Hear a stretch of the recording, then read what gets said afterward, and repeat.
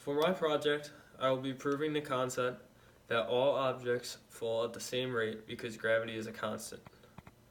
Before I demonstrate how all objects fall at the same rate, I would like to explain a couple things.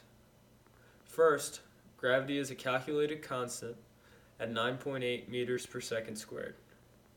Gravitational constant, which is coined as the Newtonian constant of gravitation, was founded by Sir Isaac Newton, who discovered that two objects attract each other with a force that is directly proportional to the product of their masses and inversely proportional to the square of the distance between them.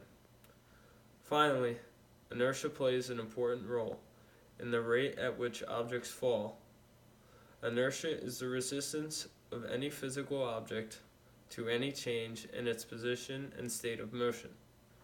An object with a greater mass has a greater amount of inertia to overcome.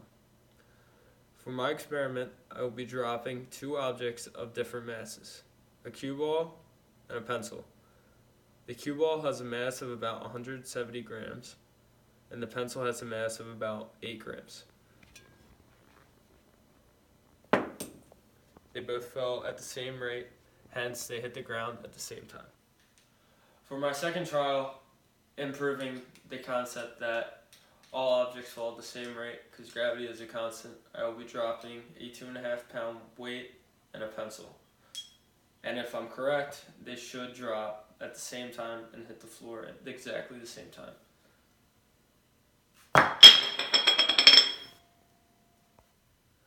Now, when I dropped the objects in both trials, there was a resistance force being applied to each object.